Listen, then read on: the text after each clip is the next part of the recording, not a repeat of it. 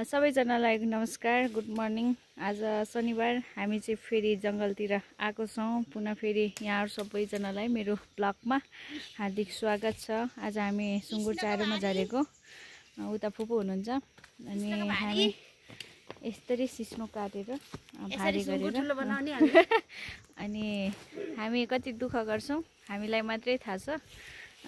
कति बजे भनेपछि 8 बज्न लाग्यो। आज हामी 6 बजे 7 बजे आएको सुँगुर चारोमा।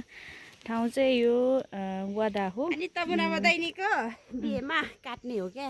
मेरो बिहेमा काट्ने सुँगुर हामी रेडी पार्दैछौँ। अनि फुपूले यहाँ सहयोग गर्दै हुनुहुन्छ। उहाँको चाहिँ भारी पुगिसक्यो, लगभग मेरो यहाँ बाँकी छ। अनि अब हामी काट्छौँ सुँगुर चारो।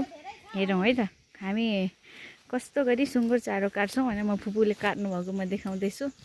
फुपू यहाँ काट्दै हुनुहुन्छ सुँगुर चारो। यति धेरै पलाएको छ नि यतातिर सिस्नो। अहिले पानी पर्यो अनि बर्खा पनि लागेर होला सायदै। देखाउनै कसरी काट्ने हो।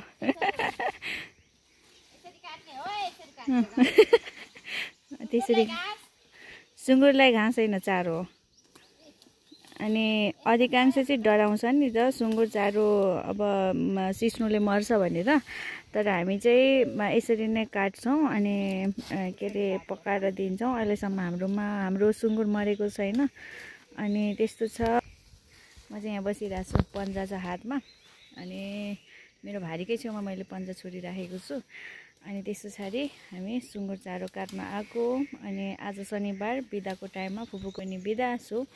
हामी चाहिँ सुँगुर चारोमा आएको। अनि फुपूको चाहिँ भारी पुगिसक्यो। अनि यो चाहिँ मेरो लागि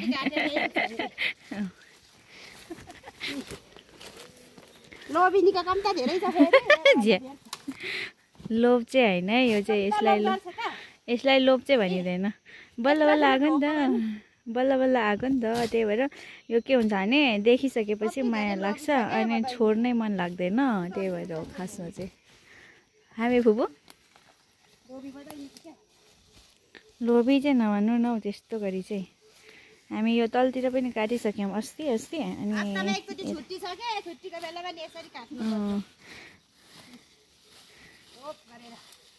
अनि बल्ल बल्ल आएको बेला नि काट्नु त्यो परि गयो नि। लोभ त गर्नु परि गयो नि होइन। लोभ गरेन भने त फेरि गाह्रो हुन्छ नि त, गाह्रो हुन्छ। यो चाहिँ वादाको बाटो, यो चाहिँ वादाको जङ्गल हो। फुपू ज्यानवाला फुपू हुँदाहुँदै भदैनीको गु निस्किँदैन। त्यसमा त समस्या छैन। कस्तो मजाले काट्नु भएको। बिस्तारै गर्नु है, हात काट्नुहुन्छ।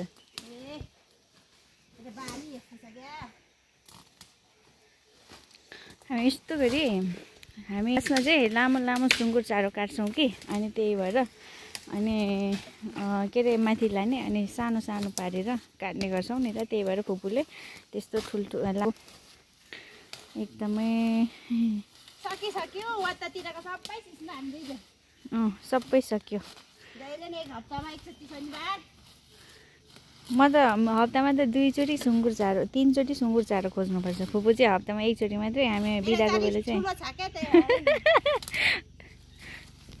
फुपूको अलिक सानै छ, मेरो चाहिँ 2टा माउ हो नि त। अनि पाठा पनि छ सानो खालको। त्यही भएर अनि हप्तामा चाहिँ 1 चोटि बिदा हुन्छ शनिबारको दिन। अनि शनिबार चाहिँ हामी वादा टाढा जान्छौँ। अनि अरू बार चाहिँ अब अफिस पनि भ्याउनु पर्यो। अनि त्यसो हुँदै गर्दाखेरि म कहिलेकाहीँ अब खेततिर जान्छु। अनि शनिबार चाहिँ अनिवार्य हामी वादै।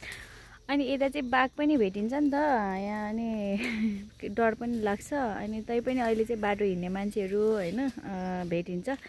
अनि के अरे त्यही भएर खासै डर लाग्दैन। अब हामी भारी टुई बोकेर जान्छौँ। आज चाहिँ पर्म तिर्नुपर्ने छ फुपूको। अनि हामी पर्म पनि जान्छौँ। अनि पर्म तिर्नुपर्ने भएकोले हामी जान्छौँ। अनि त्यो चाहिँ खाना हतार खाना आज पकाउन भ्याइन्छ फुपू?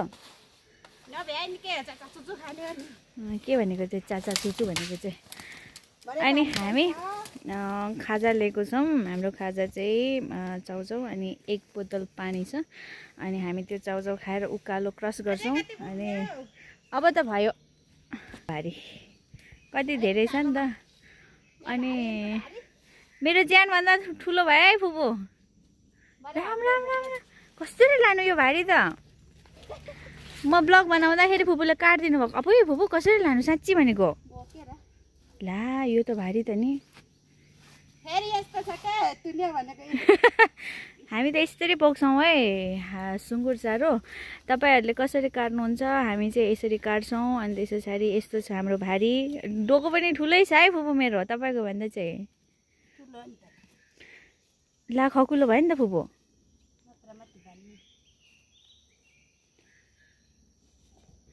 भारी कसिँदै हुनुहुन्छ कति दुःखले। म यहाँ ब्लग बनाउँदैछु। अनि माथि एकैछिन मैले बिसाउ कि बिसाउ भन्छ है बदैनीले। यस्तो बोकेपछि लोभी छ।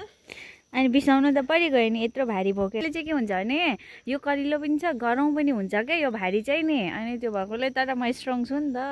आधी बाटो त म बोक्छु, आधीदेखि त फुपूले बोक्ने हो होइन। फुपू बोक्नुहुन्छ नि त, मलाई हेल्प गर्नुहुन्छ। अनि बोक्नु परि गयो। अब मेरो भारी त निकै पो रहेछ।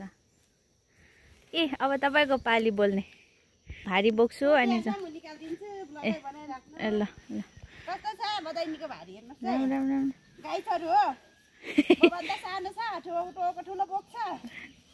मेरो पन्जा छैन ल। यो चाहिँ घाँसको भारी जस्तै देखिन्छ क्या। खासमा चाहिँ घाँस चाहिँ यसरी बोक्ने, सुँगुर चारो कहिले यसरी बोक्दैन नि त। आमा फुपू मेरो सबै लानुभयो। अब हामी जान्छौँ। म फुपूको भारी देखाउँछु। मान्छे पनि हिँडिरहेको छ नि यतातिर, कति धेरै लाज पनि लागिरहेको छ है मलाई ब्लग बनाउन। म पहिलोचोटि हो नि त। अनि के म यो बेला चाहिँ म दिपक दाजुलाई सम्झिन्छु। किन दिपक दाजुलाई सम्झिन्छु भने म जहिले यताउता जाँदाखेरि त्यस पछाडि हिँड्दाखेरि झोलामा होस् अथवा डोकोमा होस् मतलब भएन, मेरो उसमा चाहिँ भारीमा चाहिँ चाउचाउ हुन्छ क्या। खाजा चाहिँ खानु पऱ्यो नि त होइन। त्यो भएकोले त्यो बाटो छ यहाँबाट। अनि दिपक दाइले चाहिँ मलाई भन्नुहुन्थ्यो कि के अरे झोलामा के छ अरे नानी भन्नुहुन्थ्यो। अनि झोला छामिदिनुहुन्थ्यो, झोलामा चाउचाउ हेर्नुहुन्थ्यो कि। कहिले टुट्दैन मेरो झोलामा चाउचाउ। म देखाउँछु ल तपाईँहरूलाई। चाउचाउ पानी खाजा अब हामी माथि फिक्कलमा जान्छौँ अनि खान्छौँ। अनि त्यस पछाडि उकालो चढ्छौँ। भारी बोक्ने त फुपू नै रहेछ नि। उकालो त हाम्रो चाउचाउ देखाउनु त। हाम्रो चाउचाउ पानी खाने बानी छ ठुलो मान्छे भयो नि। के गर्नु है, कसले बनाइदिन्छ खाजा होइन। अर्ग्यानिक खाजा खानै भ्याइँदैन, बनाउनै भ्याइँदैन। त्यही भएर मकै त दाँतले नि हुँदैन, चाउचाउ मात्रै दाँतले हुने हो। त्यही त मकै दाँतले हुँदैन। मकै पनि हुनु पऱ्यो नि पहिलो नम्बरमा। धन्यवाद फुपू, मेरो भारी यहाँसम्म ल्याइदिनु भयो। धेरै धेरै धन्यवाद। अब मासतिर पनि बोक्दिनु होला। मासतिर पनि बोक्नुपर्ने होला। धन्यवाद सबैजनाले हेरेर सपोर्ट गरिदिनु होला। धेरै धेरै सहयोग गर्नुभएको खण्डमा हामी फेरि योभन्दा डबल भारी बोक्न सक्छौँ कि भन्नु रे क्या। धन्यवाद।